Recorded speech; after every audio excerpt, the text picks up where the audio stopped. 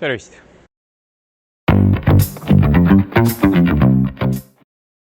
Mina olen Artjom, ma olen elektriinsener.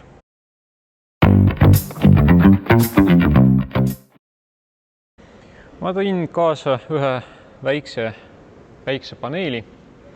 Nimelt see on täitsa selline päiksepaneel, mis töötab umbes nii. Need päiksepaneelid nägid välja veel 5 aastat tagasi. Nüüd on küll päiksepaneelid mõnevõrra suuremad, umbes 2 meetrit korda meeter, aga see näide täitsa töötab, nii et jääb ainult paigaldada siia juhtmed ja kõik hakkab tootma rohelist elektrit.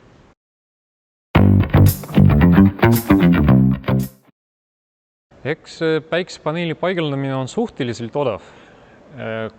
Terve süsteemi maksumust päiksepaneelide paigaldamine maksab umbes 5%.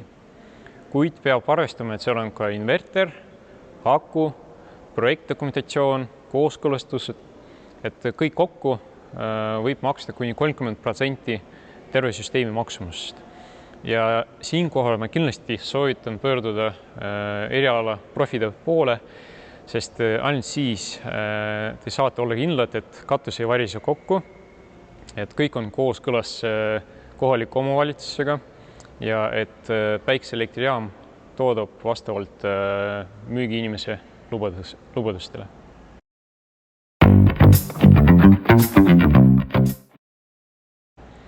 Jaa, absoluutselt tasub ära. Et seda tihti küsitakse minu käest minu tuttavate poolt, minu tellijate poolt. Jah, see tasub ära.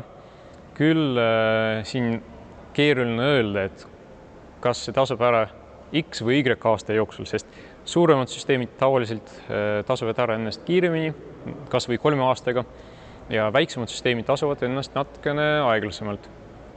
Ja mõni süsteem üldse ennast ei tasu ära, kui see on kehvasti projekteeritud. See ongi, veel korra rõhutan, et soovitan pöörduda professionaalide poole.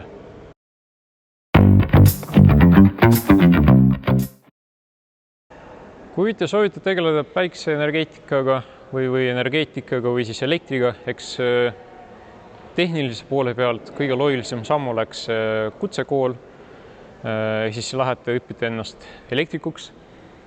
Või teine variant on, et olla elektriinsener, siis Tallinna Tehnikaülikool, Maaülikool või Tallinna Tehnika kõrgkool, et sealt saab siis elektriinseneri haridusse.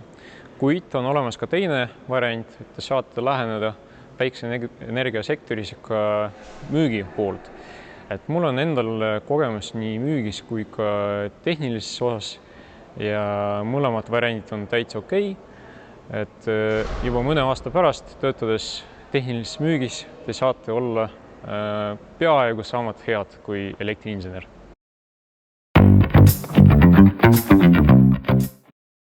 See sõltub teie oskustest, et näiteks kas teil on oskused IT-s või varasem kogemus tehnilises müügis, et see kindlasti aitab kaasa ja siis aitab ka tõsta teie palgataset.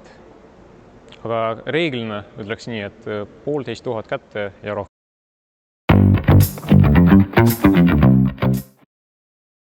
Teate, ma olen tegelenud sellega juba 7 aastat ja õnneks ei olnud ei traagilisi ega surma ega midagi.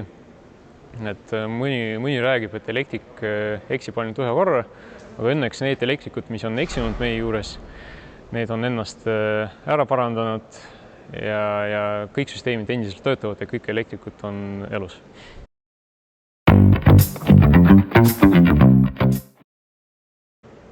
Jaa, absoluutselt saab.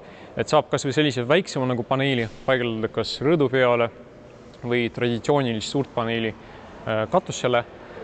Küll aga peate arvestama, et see kõik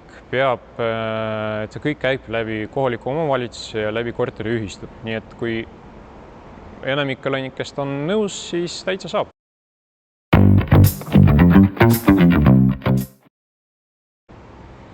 Eks ainukene võib-olla selline kiirgus, mida te saate tunda, on soojuse kiirgus.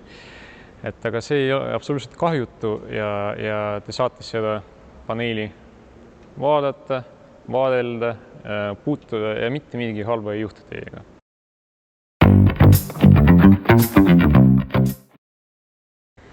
Garantiid on erinevad. Reeglina on olemas päikesepaneelil 2 tüüpi garantiid. Üks on võimsuse garantii, siis et paneel toodab mingi hulk energiat ka 20 või 25 aasta pärast. Ja teine garantii on tehase garantii, mis on siis 15, 12, 20 aastat. See siis tähendab seda, et see paneel ei delamineeru, et kuskil ei hakka lekkima ja et kõik on täpselt samas seisus, nagu see oli siis, kui ta tuli välja tehasest. Nüüd, kui me räägime inverteritest, siis nende garantiid on 5 aastat või 10 aastat ja akkudega on natukene keerulisem, sest akkude puhul räägitakse tsüklite arvust. Ja siis mitu korda te olete seda täis laadinud ja tühjaks laadinud. Kujutage ette, et teil on mobiiltelefon.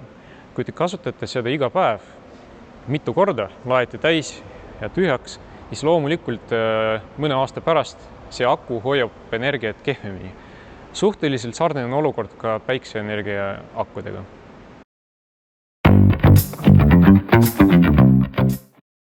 Tunnen ennast suhteliselt hästi elektris ja energeetikas laiemalt, kuigi ma olen ikkagi teietan elektrit, sest elekter on ohtlik asi, ohtlik värk ja alati peab olema mingisugune austus elektri vastu.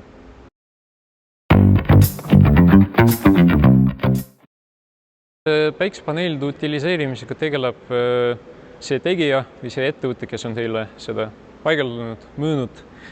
Mida mina tean, et mõned päikesepaneelid või siis laiemalt võttes inverterid, akud peale oma kas garantiaaega või siis peale utiliseerimist on läinud kolmandatesse riikidesse ja töötavad seal veel kuskil 10-20 aastat, mis on veel üheks tõestuseks, et see päikeseenergiasüsteem, et see töötab 20-30 aastat, võib-olla isegi rohkem.